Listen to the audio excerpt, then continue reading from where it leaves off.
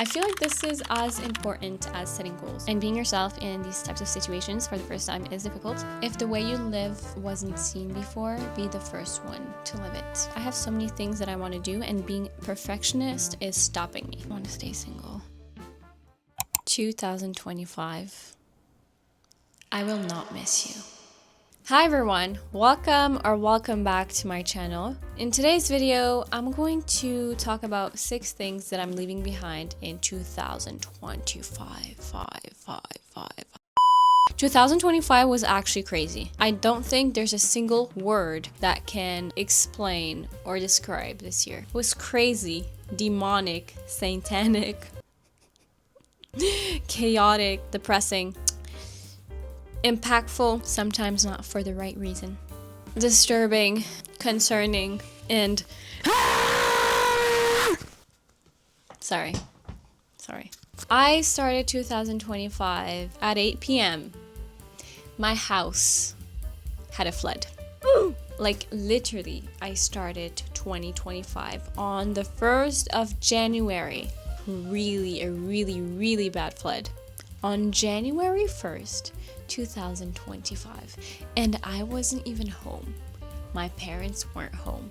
We left my 2 younger siblings at home and they did not know what to do. So yeah, 2025 did not start well for me. It's going to end well, I'm telling you. There's how many days left? There's 12 days left. It's going to go well. Okay. The world has experienced enough, but sadly, it's not looking like anything is going to improve for the world. I don't want to get political over here, but the reality of the outside world is a reflection of our inner world. Do we practice empathy? Do we practice openness? Are we generous? Are we kind? Do we have critical thinking? And all of this impacts the outside world. The inner and the outer are connected. So if we do not change something within us, the world is not going to change, sadly. But we're not here to talk about the world. We're here to talk about the self. Oh my God, I'm talking like so poetic. Sorry guys, my French accent is coming out. But yeah, I have 6 things that I want to leave behind in 2025, and some of them are very simple and the other ones are more difficult to change, but we'll work towards them. I have my journal over here, and I recommend you guys to journal the things that you are leaving behind in 2025 because it really led me to some deep reflection. So we're going to start on an easy one. Number 1, I want to stop skipping breakfast. Now this one is very simple. I, for the longest time, could not eat breakfast because it would just upset my stomach. I would feel nauseous and dizzy, and I would spend my morning in the bathroom, if you know what I mean. However, for the last few weeks, I've been eating breakfast every single day, and I saw that, first of all, my stomach would not react the same anymore. I would feel so much better after eating breakfast, but also a change in my energy. For the longest time, I've struggled to have energy. I would take all the supplements, I would go to the gym, I would try to change my mindset, and that did not impact my energy, not even a tiny bit. I would go on about my day feeling so low on energy, even though I eat good lunch and dinner. It's just not doing it for me. And I'm also someone with high metabolism. Whenever I eat something, my body digests it so quickly. So now that I've actually started eating breakfast every single day, I feel so hungry in the mornings.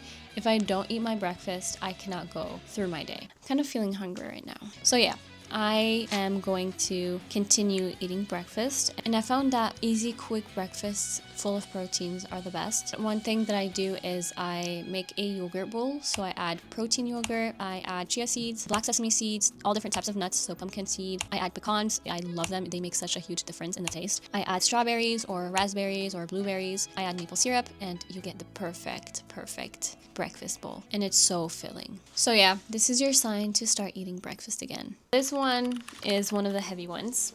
Number 2, I want to stop holding myself back, and this could look like many different things, but I've been having an identity crisis for the longest time, and I've come up with the solution that I need to stop thinking so much about my personality and who I am and just be who I am. So it's not something you figure out, it's something you do. And what I mean by stop holding myself back is that when I'm in different environments, uncomfortable ones, not necessarily something negative, but I hold myself back and I put myself in a corner and I shut myself down. So for example, this summer I did a summer internship. It was incredible. I got to meet so many professionals. It was so intimidating, and because it was so intimidating, I would not engage with anyone. I would not participate. I was always quiet listening. I'm a listener by default, but you also gotta be the speaker sometimes, balance. And so whenever I am in these rooms, I would shut down completely. I had to experience office politics for the first time. I got to experience having coworkers, so not friends, not other students, but coworkers that are way older than you. And all of that made me think about how I need to interact with these people. Not these people as negative, okay? I'm not trying to insult them. I just said these people for some reason, I don't know. But yeah, and being yourself in these types of situations for the first time is difficult. I've really struggled with being myself. So while journaling, I identified that I am not a single thing, okay? There are many versions of me. And sometimes you gotta bring out something that you don't bring out in other situations, and that's totally fine, and you're still you. So I am excited to stop holding myself back. I'm excited to discover the different versions that are within me. The version that I use with my friends, the version that I use in professional settings, the version I use for my professors, my mentors, strangers, not lovers, because I'm not, no thank you right now. I want to stay single. I'll learn that later on. But yeah, accepting that there are many versions of yourself and discovering them. So yeah, that's what I'm going to start doing in 2026, and I am going to stop holding myself back. Number 3, I want to let go of the need to be perfect or to be an expert. As I said, I've always been the listener, and so it's hard for me to put myself out there and speak, especially in environments where you are the person with the least amount of knowledge. And now again, because of my summer internship, I was surrounded with professionals, people that are absolutely incredible, like the stuff they've done, the differences they've made. And so I was put in environments where everyone was speaking, everyone was sharing their opinions, their experience, people were asking questions, and I was doing none of that. I used my lack of expertise as an excuse not to participate. And yes, sometimes you need to be the listener when there are people with more knowledge than you speaking. However, that was not that type of environment. It was a type of environment where everyone was being friendly, everyone was chit-chatting, making connections, having fun, and I just felt like I shouldn't make my presence known. Even though it was already known, I was the youngest in the room. Everyone had over 2 decades of experience. And so, yeah. Later on, I became a little bit better. There's some people that came up to me and knew I was feeling a little bit out of place. And so there's a lot of people who came up to me and opened up, and they were like, we all start from somewhere. They started conversations, I followed, and that really made me want to open up and realize that it's okay not to be an expert at everything. You start from somewhere, but you're also at an age where you get to experience and learn many different things. You still don't know the area that you want to be an expert in. And so that is not your role right now. Your role right now is to learn as many things as possible, and then later on you're going to choose something and become an expert at it. So yeah, I decided that even if I sound like a crazy person sharing my thoughts, I will share them. I also want to stop being a perfectionist. For example, YouTube. This is my second take for this video. I want to post stuff without it being perfect. I feel like videos that are imperfect are so much better to watch because you can resonate with it. And so yeah, I want to start being a perfectionist. I have so many things that I want to do, and being a perfectionist is stopping me, and that cannot happen. So I am really going to work on this in 2026. There's also something that I forgot to mention, a little quote. So there's a saying where it goes like, if you are in a room and you are the most powerful person or the most knowledgeable person, you are in the wrong room. So it just comes to show you that life is all about learning. No matter how much experience you have, you are still learning. Okay, so this one is something I've been struggling with this year. And that is that I need to stop doubting my visions. I have, again, so many things I want to do. And all of these things right now, I don't see them all connected. But I do have a vision. And I do know that everything's going to work out. You are walking your own path, and that path is unique to you. So for example, I am in an industry that is pretty serious, but I'm also doing YouTube and social media. Not in a way where I want to be a content creator, but in a way where I want to contribute to the internet and the people watching. And so I need to stop doubting myself. Just because someone you look up to did not walk the same path as you are currently walking in, doesn't mean that you are in the wrong path. If the way you live wasn't seen before, be the first one to live it. All right, this one is one that I discovered not too long ago, and I'm guilty. I'm so guilty of this. So one thing that I'm leaving behind in 2025 is that I need to stop using the excuse that I need 8 hours to sleep later and wake up later. Most of the time I can sleep at 11, 12 a.m. but I find myself sleeping at 1 to 2 a.m. And then because I need 8 hours of sleep, I wake up at 10, 11 a.m. Did I say p.m. or a.m.? You know what I mean, right? I really don't want to redo this. You guys get it. Stop being a perfectionist. So I found out this year that I'm someone who needs to wake up earlier, and I don't mean 5 a.m., okay? That's a little bit too early for me, and I don't necessarily mean 6 a.m. I want to start waking up at 7, 8, or even 9, latest.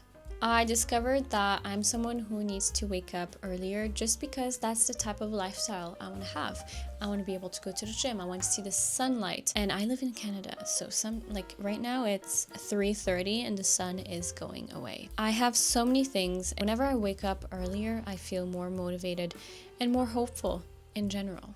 Whenever I wake up at 10, 11, or 12 a.m., I don't even want to wake up because I'm like, why am I waking up? What's the purpose? I feel so unmotivated and I don't look forward to anything. So yeah, I need to start sleeping earlier and waking up earlier.